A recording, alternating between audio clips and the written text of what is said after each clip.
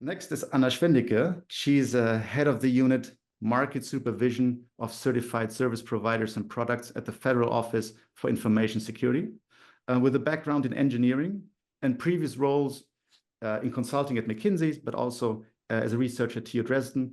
Anna brings a unique perspective on cybersecurity and cyber resilience from both a regulatory and a technical standpoint. Anna, thrilled to have you here. Thanks so much for being here today.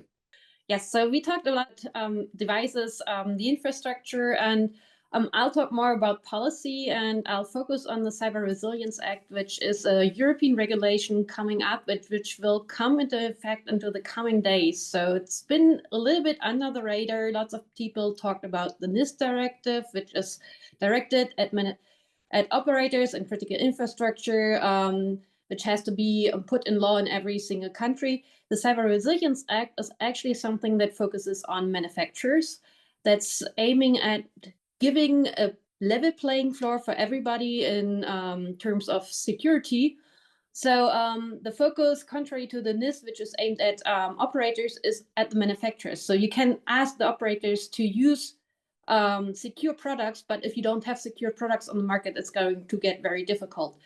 So the EU actually identified two main problems of why we do have so many cyber attacks. And I mean, everybody over here knows that. But one is that lots of products still have a very low level of cybersecurity. And on the other hand, I think we talked about that just shortly too.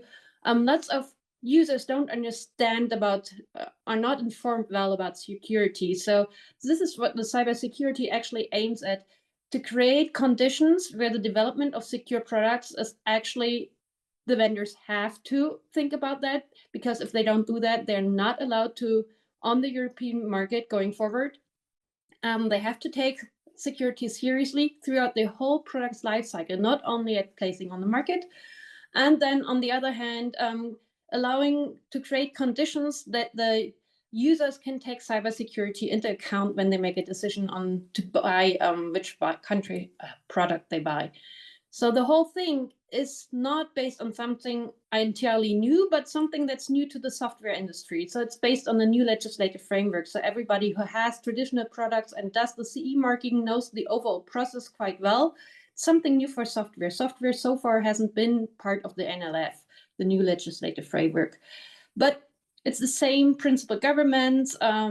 We'll have harmonized norms for certain sectors. We'll have accreditation and notification bodies for the assessment for parts of that. Most of it is going to be self-assessment. I'll come back to that later on. And we'll have rules for market surveillance, because without enforcing those rules, it's hard to have any impact at all.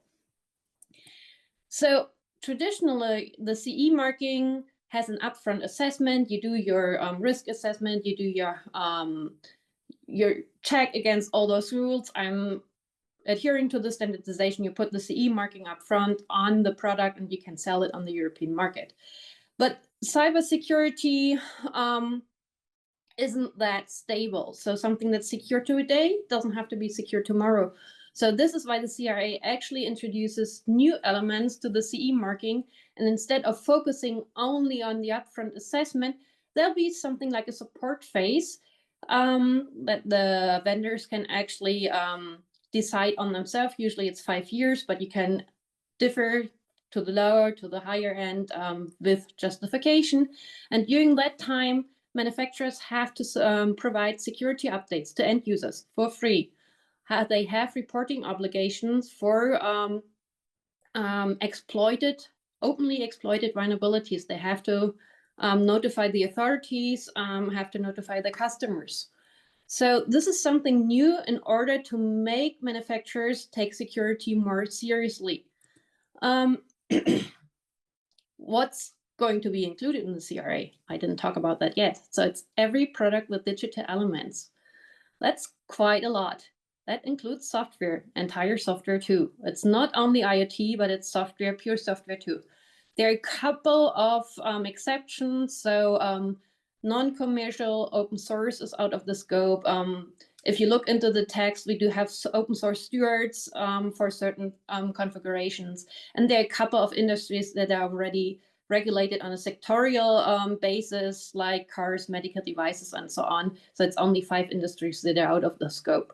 But apart from that, every product with digital element that's going to be on the market, most likely from 2027, late 2027 on, has to adhere to the Cyber Resilience Act. So what does that mean? So they have to adhere to essential requirements. That's what the CRA calls them. So basically, it's the security 101. Be secure by design, be secure by default. So have a good password policy. Do vulnerability management throughout the lifetime. So have an SBOM, a software bill of materials. So you have to know what's in your product, monitor against vulnerability databases in order to provide security updates throughout the lifecycle to the end users. And then, as I said, it's not only making more secure products. We'll never achieve 100% secure products, but more secure products. So the EU Commission, when they talked about the Cyber Resilience Act, they all usually took the image of a cheese. So currently we have a cheese with lots and lots of holes concerning security. Cyber Resilience Act is aiming at reducing those holes and aiming to educate the users. So we do have a certain minimum information for the user that manufacturers have to provide too. I said most of the products will have to do a self-assessment. So you don't have to go to a third party to address the risk. You can do the self-assessment just as with the classical CE process. Look at the requirements of the CRA, do the risk assessment up front, and then decide whether your product is secure or not, and you have to document it. And if the authorities ask for it, provide documentation and proof. There are a couple of products, so all in all, the prohibition aimed at approximately 10% of products that have the same requirements, but more stricter documentation. So they do have to have a self-assessment according to a harmonized norm, if there is a harmonized norm, or third-party assessment. And very critical products, they have to do a whole certification with the Cybersecurity Act scheme, but it's only you can look into the annexes, it's only a handful of product categories that fall in there. So I said it's something that flew very much under the radar. Lots of people talked about the AI Act, especially in my field. Lots of people talked about the NIST directive for critical infrastructure. CRA is most likely to go into effect within the next couple of days. And once it's into effect, the clock is ticking. So we'll have 18 months for the notification infrastructure to set up. So that's something for the government, but only 21 months. So most likely August 2026, when the whole reporting obligations start. So if you have an exploited vulnerability, you already have to do that. There's gonna be a central platform by ENISA. And then there's only 36 months, so November 2027, most likely, for the whole CRA to come into effect. So this is quite a tight deadline we are on.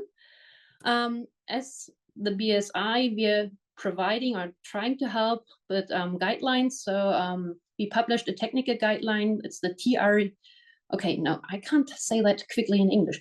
03183, I think we'll put a link somewhere.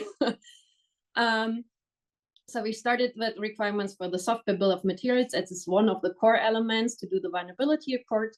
But last week we published part 1 and part 3 of this guideline. Part 1 giving more details on the general requirements, and part 3 giving more information on the vulnerability reports and notifications. So part 1 and 3 are currently in the community draft. So if you want to contribute and give us feedback, there's an email address on the webpage. Please go ahead. We are looking forward to any feedback to improve the whole process. So that's from my side, and I'm looking forward to the discussion.